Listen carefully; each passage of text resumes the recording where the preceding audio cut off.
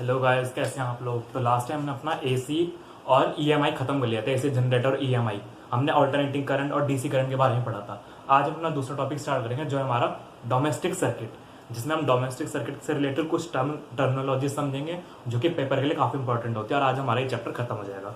तो स्टार्ट कर रहे हैं अपना पहले डोमेस्टिक सर्किट। ठीक है,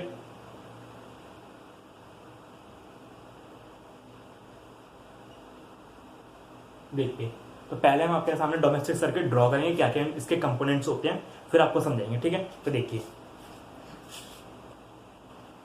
तो देखिए ये हमारा सर्किट है डोमेस्टिक सर्किट।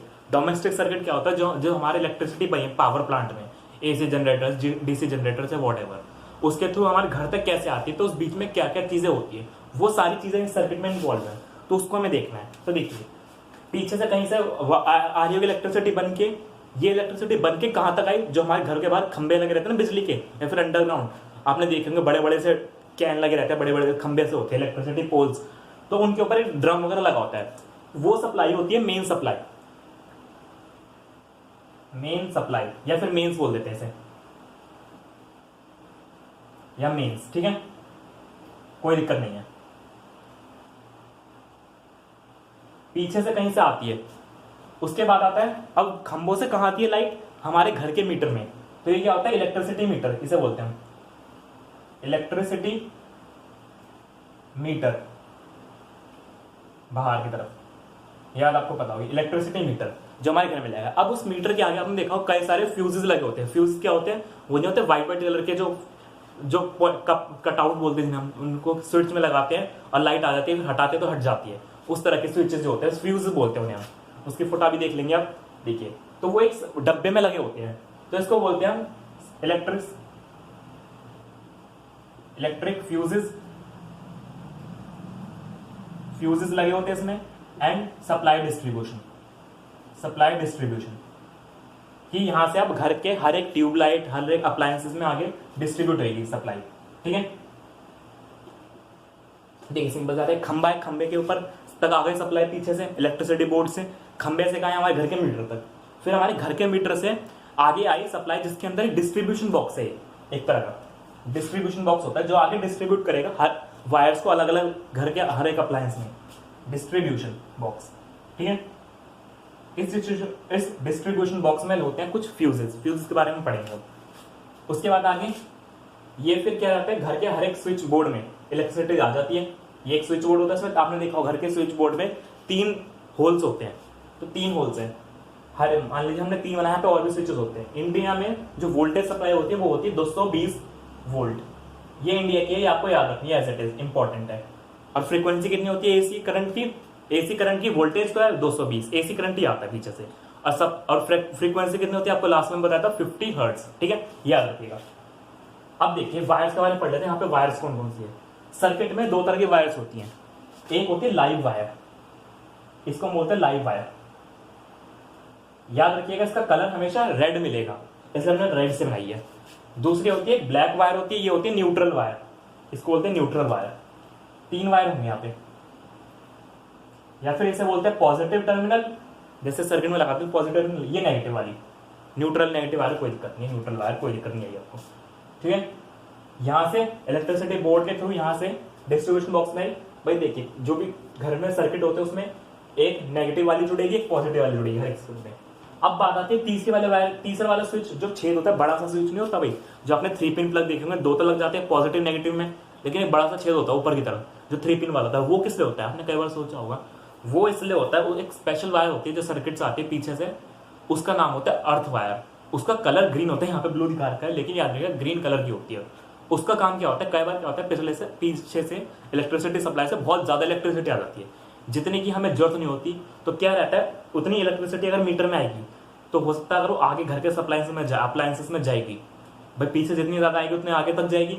मान लीजिए 220 वोल्ट से भी ऊपर आ गई, तो क्या होगा, हमारे घर के अप्लायंसेस ब्लास्ट हो जाएंगे और कोई इंजरी भी हो सकती है, आग जैसी दुर्घटनाएं भी हो सकती है। तो उसके लिए क्या होता है, एक्स्ट्रा इलेक्ट्रिसिटी को इलेक्ट्रिसिटी बोर्ड से लेते हैं, स्विचेस से लेके जितनी भी होती है, एक वायर के थ्रू धरती के अंदर सप्लाई कर देते हैं। जो एक्स्ट्रा इलेक्ट्रिसिटी होती है धरती के अंदर जाती है, वहां पे उसका कुछ दिक्कत नहीं होती हमें। तो उसको क्या बोलते हैं, अर्थ वायर। अर्थ वायर है। Earth wire. कलर कौन सा होगा इसका याद रखिएगा, ग्रीन होगा, ब्लू नहीं होगा, बना रखा है ग्रीन। तो ये एक तरह का सेफ्टी मेजर है। कई बार क्या करते हैं सर्किट में अर्थ वायर को लगाते नहीं है, तो वो एक बहुत बड़ी मिस्टेक होती है, क्योंकि उससे इंजरी होने से बचती है। अर्थ वायर काफी प्रोटेक्टिव होते हैं, तो एक सेफ्टी मेजर है जो कि लगाना चाहिए। जो थर्ड पॉइंट से होता है सेफ्टी मेजर, दो सेफ्टी मेजर पढ़ेंगे हम आगे, उसमें से एक है ये।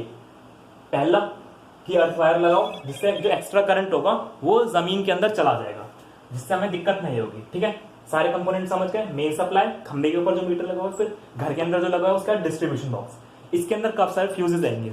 फ्यूज को समझना हमें, देखिए। ठीक है, तो पहले देखिए एक बार इलेक्ट्रिक फ्यूज डिस्ट्रीब्यूशन बॉक्स देखिए। फ्यूज की पेंटिंग कैसे होती है आपने देखा होगा, फ्यूज का डायग्राम।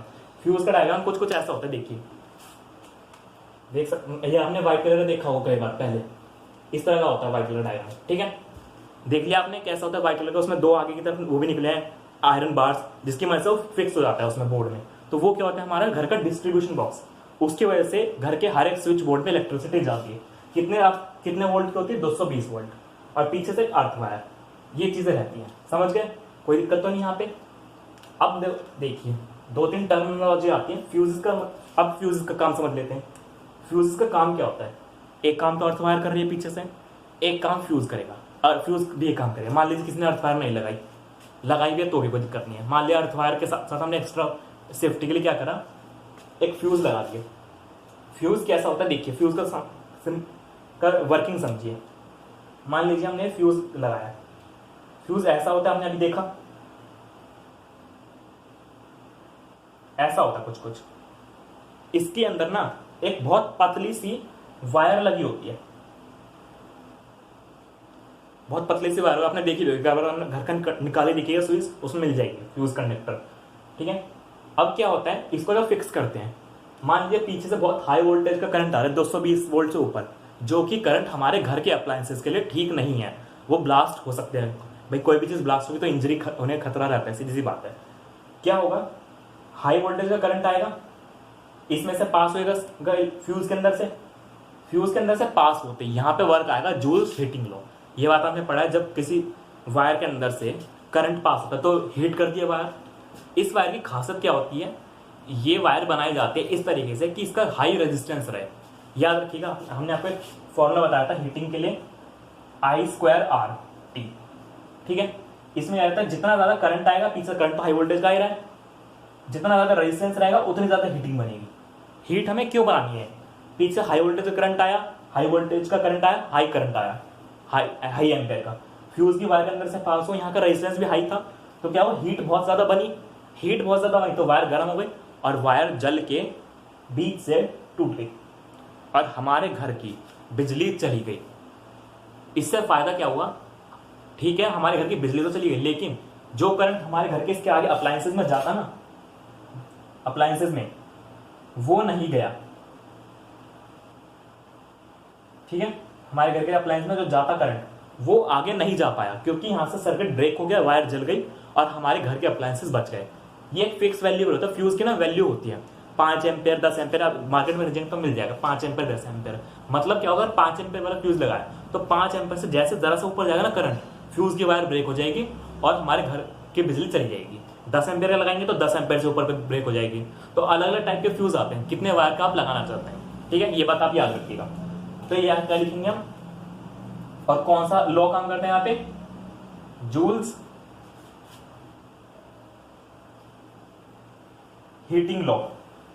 इसका जो प्रिंसिपल लिखेंगे आप फ्यूज का, हीटिंग लॉ। इससे क्या होता है भाई, हाई वोल्टेज का करंट आएगा, लिख देते हैं यहां पे छोटा सा, when high current come in fuse, छोटा छोटा लिख रहे हैं, फ्यूज इट्स वायर हीट, यहां पे लिख देंगे ब्रैकेट में जूल्स हीटिंग लॉ, छोटा सा लिख देंगे जूल्स हीटिंग लॉ। भाई जो अपने इलेक्ट्रिसिटी में पढ़ा था, हीट बनाने वाला जूल्स हीटिंग लॉ ही था, उसका नाम वही है। अगर आपको बताए ना तो याद रखिएगा, हीटिंग लॉ। और जो हीट के 3-4 फॉर्मूले बताता है वो हीटिंग लॉ ही है, हीटिंग लॉ। ठीक है, Joule's heating law. The wire heat and melts, wire पिघल जाएगी, melts then circuit breaks, circuit break हो जाएगा, एंड वी गॉट सेफ, हम सेफ हो जाएंगे।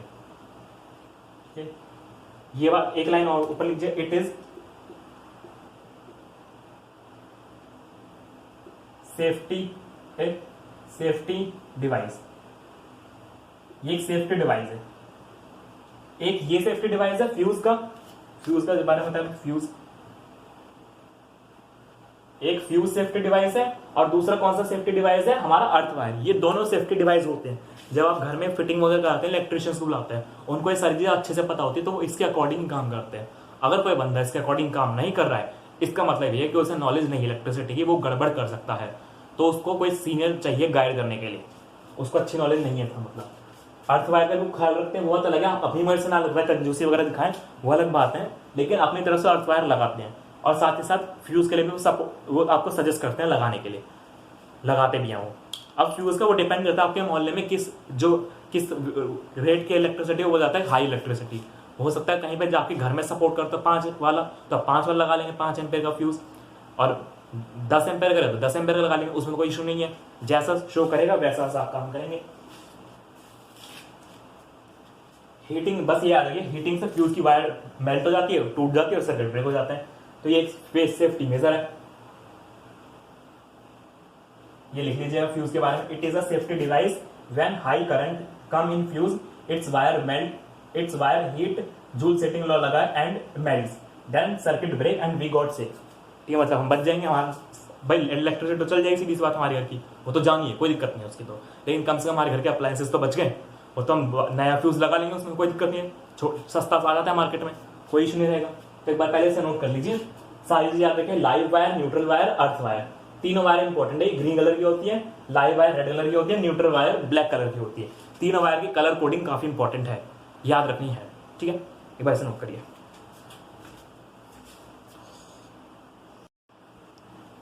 चलिए आगे देखते हैं। अब हमें 1-2 डेफिनेशन और समझनी है लास्ट।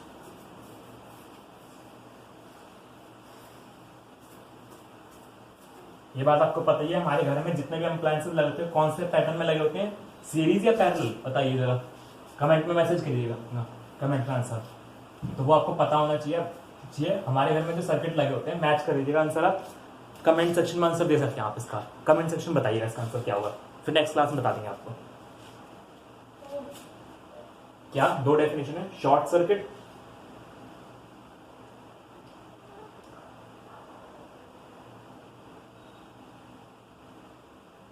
शॉर्ट सर्किट, ये वर्ड आपने कई बार सुना होगा कि वायर शॉर्ट हो गई। इसका मतलब क्या होता है, देखिए, जब कई बार किसी सर्किट में करंट सडनली बहुत हाई हो जाए।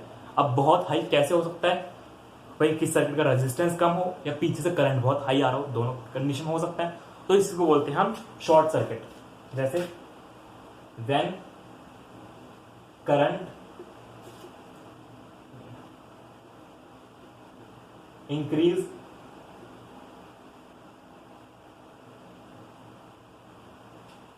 वेरी हाई, या एब्सोल्युटली लिखा हुआ है बुक में इसके लिए वर्ड, वो कोई फर्क नहीं पड़ता, इंग्लिश वर्ड है, कोई दिक्कत नहीं आएगी। Absolutely and very high and it cause damage, accidental damage. ये आपको समझाता भी कैसे वायर शॉर्ट सर्किट हो सकता है, एक्सीडेंटल डैमेज। देखिए, मान लीजिए करंट की सर्किट में कैसे होता है, भाई रेजिस्टेंस बहुत कम हो जाए, 0 के करीब, तो हो सकता है काम। मान लीजिए हमने बैटरी लगा दी, ठीक है, बैटरी लगा दी हमने, इलेक्ट्रिसिटी में कैसे होता है ये बताते हैं आपको। देखिए इधर होते हैं, छोटा सा बैटरी लगाई,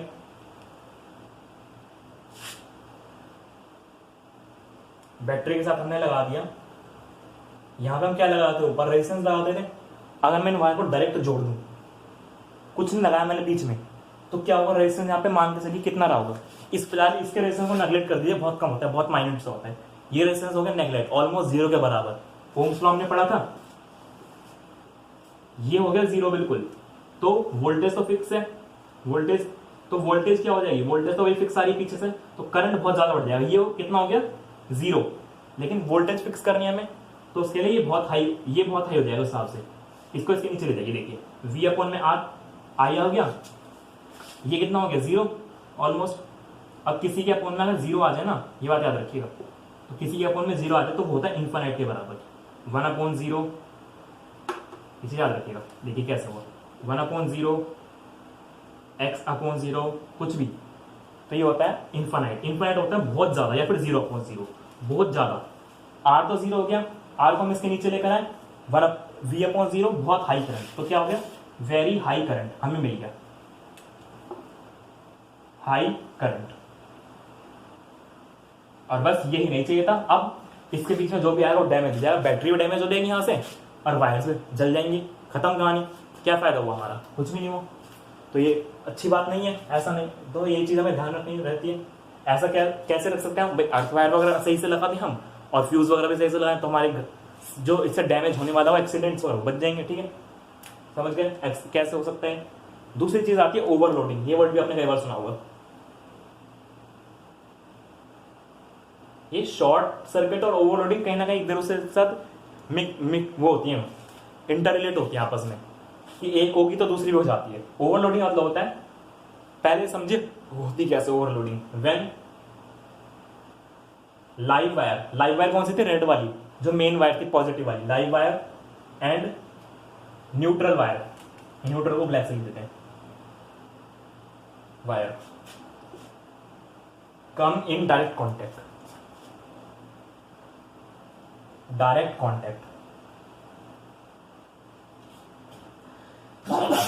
सॉरी इनडायरेक्ट कॉन्टेक्ट। भाई डायरेक्ट कॉन्टेक्ट कैसे होता है, भाई दो वायर्स होती है भाई, इलेक्ट्रिसिटी आपने कई बार देखी होंगी, जैसे ये वायर, छोड़िए, जैसे कोई वायर देख लेते हैं, एक मिनट। तो देखिए जैसे ये वायर है, आपको दिख रहा होगा, ध्यान से इसको पास से देखिए, इसके अंदर दो वायर्स हैं, एक ये वाली वायर है, एक ये वाली वायर है। उन्होंने कलर वगैरह कलर कोडिंग नहीं दे रखी, लेकिन एक इसमें से लाइव वायर होगी, एक न्यूट्रल वायर होगी। तो क्या होगा, दोनों के बीच में ध्यान से देखा हो, दोनों के ऊपर रबर की कोटिंग लगी हुई है, इस चीज को बोलते हैं इंसुलेशन। इंसुलेशन काम क्या होता है, ये दोनों वायर, इंसुलेशन करंट तो कंडक्ट करेगी नहीं, तो ये क्या करते हैं, दोनों वायर को सेपरेट कर रखती है, और साथ साथ किसी हम जैसे हमारे वायर मैंने पकड़ रखी है, इंसुलेशन है, मैं तभी से पकड़ पा रहा हूँ, अदरवाइज क्या होता है, तब तक मुझे करंट लग चुका होता है, कहीं से कनेक्ट होती है वायर, तो किसी चीज को करंट में और करंट ना जाए, तो इसलिए हम किसी वायर पे इंसुलेशन लगाते हैं, वो रबड़ की लगा देते हैं मेनली, रबड़ कंडक्ट नहीं कर, करंट को कंडक्ट नहीं कर पाती। तो मोटिव क्या हमारा देखिए, मान लीजिए इंसुलेशन कहीं से हट जाए तो क्या होगा, इंसुलेशन गई, हो सकता है ये वायर डायरेक्ट कॉन्टेक्ट में आ जाए। इन केस लाइव वायर और न्यूट्रल वायर डायरेक्ट कॉन्टेक्ट में आ गए ड्यू टू इंसुलेशन डैमेज, अगर इंसुलेशन यहां से किसी वजह से डैमेज हो जाए तो क्या होता है, करंट सडनली किस सर्किट में बढ़ जाता है, direct contact. This cases cause, यहां से लाइव डायरेक्ट कॉन्टेक्ट में आएगा due to insulation damage, due to damage of insulation, insulation of wire. Insulation of wire क्या है, वो जो वायर के ऊपर रबड़ की कोटिंग लगी होती है ना, रबड़ की लगी होती है, उसे बोलते हैं इंसुलेशन। इंसुलेशन ऑफ वायर याद रखिएगा, कोटिंग, रबड़ coating, insulation of wire cause sudden increase in current,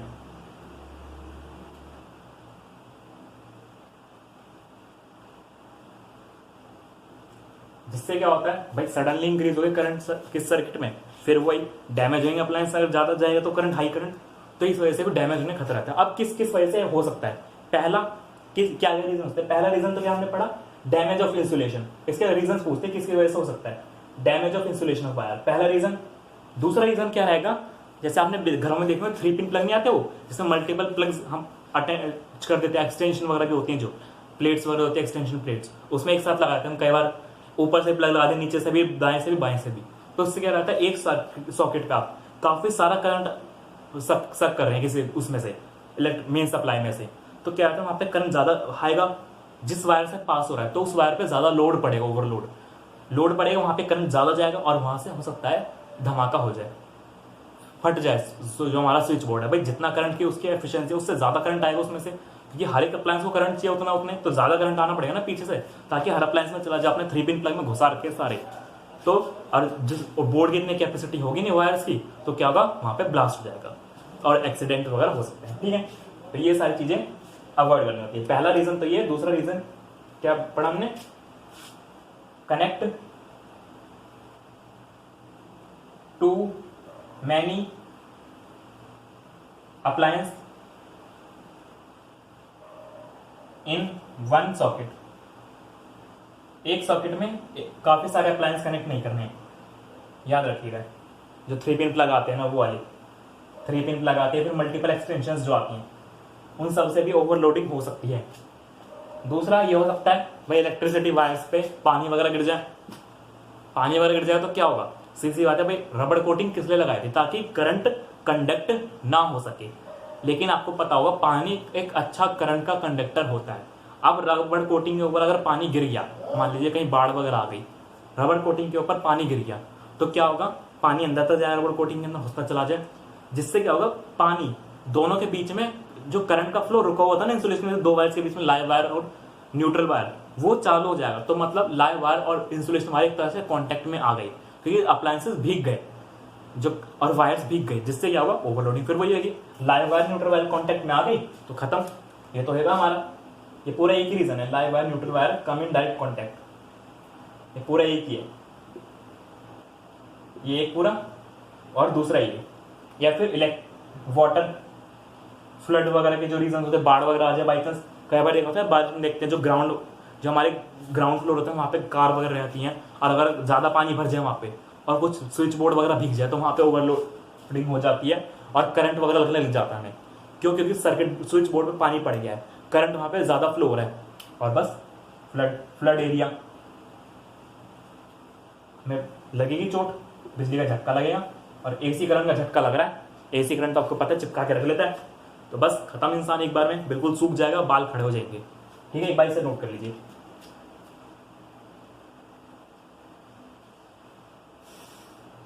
तो ठीक है, तो देखिए यहाँ पे हमारा ये चैप्टर खत्म होता है। नेक्स्ट क्लास में हम दूसरा चैप्टर स्टार्ट करेंगे, कौन सा अगला चैप्टर डिसाइड कर लेंगे।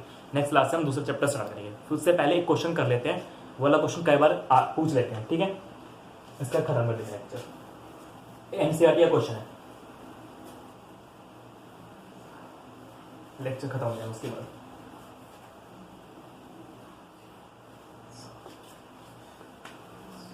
ठीक है, देखिए एनसीईआरटी का क्वेश्चन। ठीक है, देखिए ये हमारा क्वेश्चन है, एन इलेक्ट्रिक ओवन, पहले पढ़ लीजिए आप एक बार से, देखिए पढ़ते हैं पहले। An electric oven of 2 kilowatt, ये वॉट है, यानी किलोवाट मतलब पावर की बात हुई यहाँ पे। ऑपरेट इन 220 वोल्ट सप्लाई, ठीक है, हमने इलेक्ट्रिक ओवन को 220 वोल्ट के सप्लाई में लगा दिया। जिस ओवन के जो करंट रेटिंग है मैक्सिमम, जितने वो चल सकता है प्रॉपर, कितनी है, 5 एम्पियर। तो ये बताना है, अब जो हमने 220 वोल्ट की सप्लाई पे लगाया, उसका में क्या होगा उस ओवन का। तो आंसर देखते हैं, देखिए कैसे। मैक्सिमम रेटिंग क्या है उसकी, ओवन रेटिंग की 5 एम्पियर, मैक्सिमम करंट रेटिंग जिसपे वो सेफली वर्क कर सकता, तो इससे नीचे या मैक्सिमम 5। करंट रेट कितना है,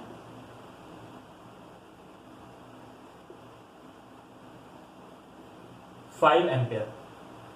डन, मैक्सिमम करंट रेट हो गया 5 एम्पियर। उसके बाद क्या बोला है हमने, हमें बोला है पावर कितनी है उसकी, पावर है हमारे पास 2 किलोवाट यानी 2000 वाट बोल देते हैं, और वोल्टेज कितनी आ रही है पीछे से, कितनी आ रही है, 220 वोल्ट। तो हमें बताना है, हम पहले निकालेंगे कि मैक्सिमम करंट तो इतना ले सकता है, लेकिन करंट जा कितना रहा है वन में, वो तो निकालना पड़ेगा ना। तो उसके लिए हमने आपको फॉर्मूला बताया था पावर का, V = I, ये आपको याद होगा, नहीं याद तो एक बार इलेक्ट्रिसिटी देख सकते हैं आप। ठीक है, इलेक्ट्रिसिटी के लेक्चर्स हमारे देख सकते हैं, आपको मिल जाएंगे। मशीन मेन इलेक्ट्रिसिटी डाल दीजिएगा, मशीन मेन इलेक्ट्रिसिटी डाल के आपको मिल जाएगा।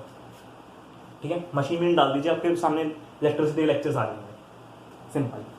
तो देखिए, या फिर आपको डिस्क्रिप्शन में लिंक मिल जाएगा इसका भी, डिस्क्रिप्शन से आप देख सकते हैं। तो देखिए इस फॉर्मूले को लगाते हैं, पावर कितनी है 2000 वाट, V 220, I हमें पता नहीं, I हमें निकालना है। तो बस काट दीजिए जो कट जाए, 100/11। इसको आप सब सॉल्व करेंगे तो ये करीब 9.9 समथिंग के आस आ जाए, 9.09 समथिंग, ठीक है, एम्पियर के आसपास। तो देखिए मैक्सिमम करंट कितना ले सकता है अव्वल 5, लेकिन जा कितना रहा है, कितना जा रहा है 9.909 तक जा रहा है करंट, कितना तो ज्यादा जा रहा है करंट, तो क्या होगा, सर्किट विल ब्रेक,